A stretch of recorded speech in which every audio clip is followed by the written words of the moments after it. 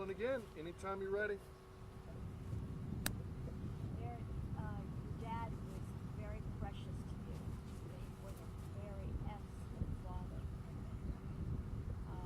This was a man that you could be really proud of. And so tell us your emotions and how, after he passed, how did you cope with that?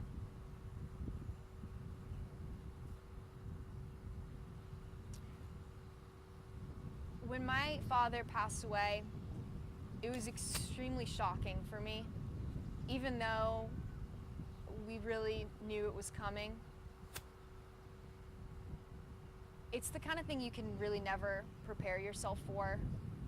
And as a child, to lose someone that you've never known life without and really could never imagine life without, it's extremely confusing. And I think that during that time, I was so lost, even when I was in familiar settings and with familiar people. And it was just kind of like I had lost something that was such a huge part of how I knew myself and how I identified myself. And it took me some time, and I think I probably still am, trying to figure out how to be who I am with his impact on my life. Because frankly, in the grand scheme of things, it's going to be such a small part of my whole life. But I want my kids to know him, and I want my grandkids to know him, even though I only knew him as a child. I think that I'm understanding now who he was as an adult, and it's playing really even a greater role in my life as I develop as an adult. Having been through what you have been through, I know that you, because I've talked to people already, tell us how you have been able to encourage because of what you've been through. Okay? I think one of the things that I'm kind of thankful for in my life is that I really haven't been limited by my experiences in any way. I never feel like I can't relate to somebody, or I can't meet a new person and won't be able to find some common ground. And I really try to always find something that someone is maybe struggling with that I might understand.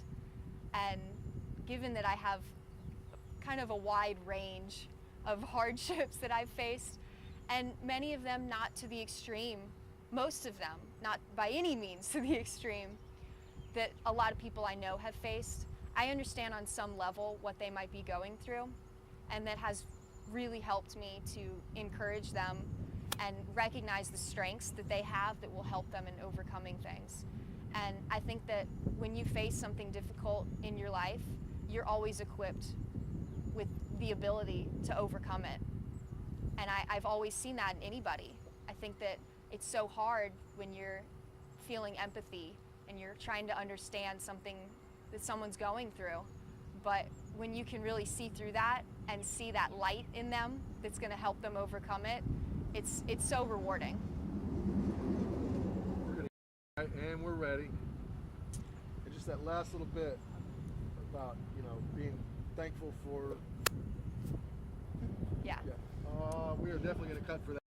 Back to We're rolling train of again. thought of, Sorry.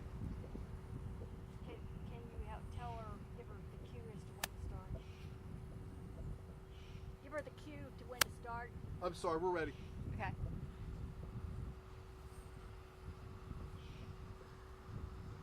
I'm trying to think of exactly what I said, or what did you want me to repeat? Thank you, Tom. Thank you, Tom. You're wonderful. I love him. I can be a very empathetic person, so when I see that people are going through really hard times in their lives, I really try to understand what they're facing, but I've learned to turn that into compassion and recognize the things that they've been equipped with that are going to help them to get through that time and really become stronger because of it. So it can be very rewarding to see people come through struggles in their lives and see them come out such a stronger and better person. Excellent. That was awesome. Thank you. You said it better the second time around. Perfect. Okay, tell us now And yeah, the next question was about faith. I think that the greatest consistency in my life has been my faith, because I've faced so many times when everything I knew to be familiar and everything I knew to be supportive was falling apart. And I faced so many times where I was uprooted from the things that made me feel strong and made me feel safe and made me feel hopeful. So having that security that I can take with me anywhere has been such an amazing lesson that I've come to learn. And I'm extremely fortunate. And having my faith provides that security. Oh, okay. Yeah. Having my faith provide a security and a safety and a comfort that I can always turn to is something that I'm very thankful that I learned at a young age. And it's something that I think will always be with me. I know will always be with me as I move forward. Beautiful. Tell us about how you stay connected to God.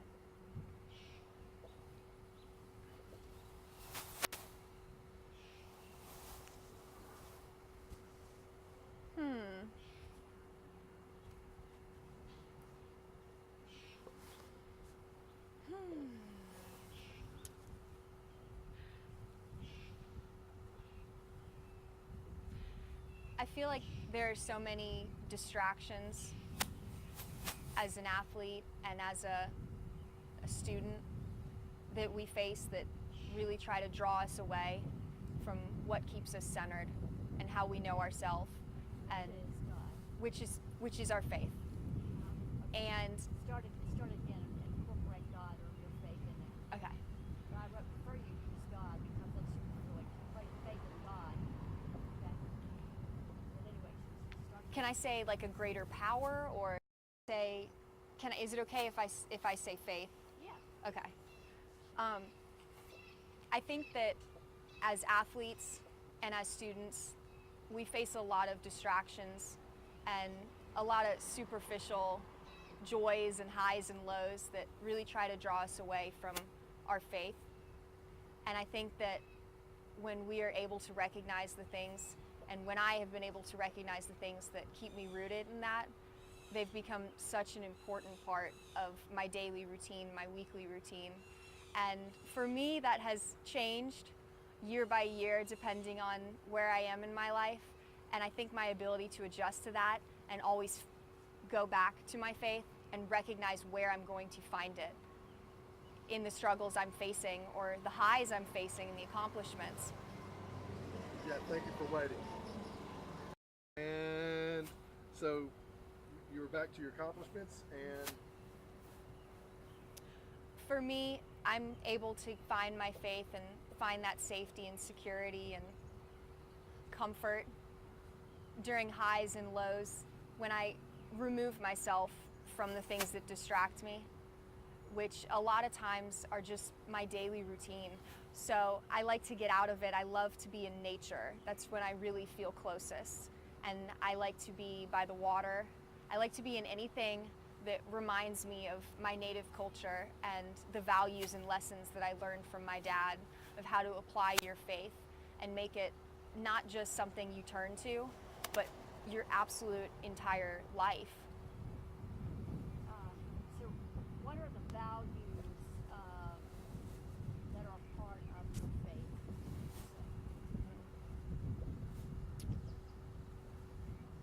I think that humility is one of the most important lessons that I have learned.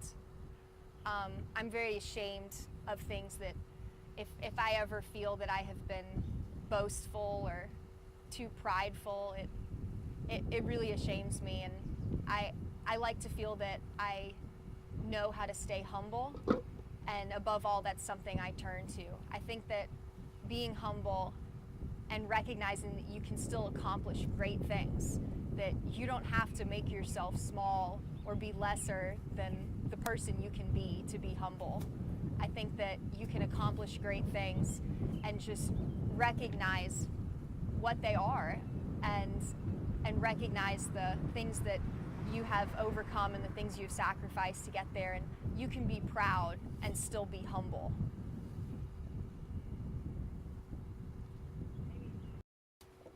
I think that you can be productive and have great aspirations and still be humble. That one's really good. Who do you trust to be accountable to? Sorry? Who do you trust to be accountable to? My mother has always been the greatest source of anything in my life. I call her for everything, but most importantly, I call her for advice. And I have always trusted her compassion for people. I've always trusted her judgment. And ultimately, when I'm facing struggles in my life, especially if they're related to other people, I always call her first. And I value that so much. All right, I'm rolling. One of the amazing things about my family is that we lead each other by such strong example. And I believe that my brother and sister have been some of the most profound leaders in my life, not because of things they've specifically said to me or ways that they have specifically guided me, but just the character that they've demonstrated. My brother has overcome more than I could possibly imagine. And as far as my injuries go, they don't compare to his. And he has always had the heart and the determination and the perseverance to just return to the things he loves. And he never sees obstacles as permanent. And it's very admirable. And I always keep things in perspective when I'm facing an injury or when my knees are hurting, that he's overcome things that make me proud. That's part of it. I always think when I see. And we're ready. When I'm having a difficult practice because of my knees hurting or injuries I'm facing, I'm always reminded of how much my brother has overcome, and it reminds me that to have a perspective on everything I face.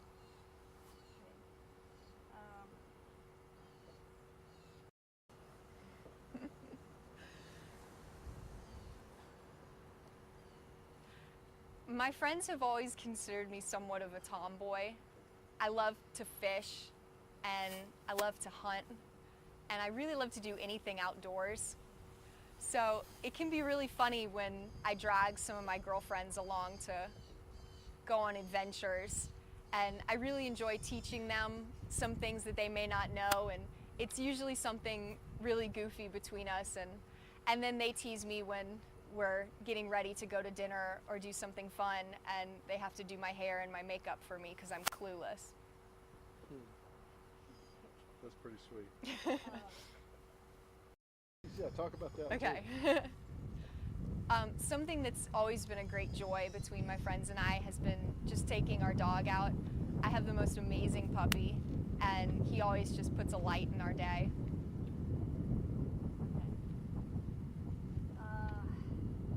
Yes. Okay, so we go out in the park sometimes with my dog and we just play.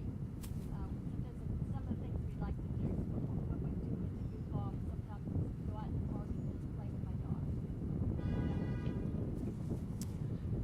Something we like to do to get us away from school sometimes or track practice is just to take my dog out into the park or on campus and play with him and run around with him.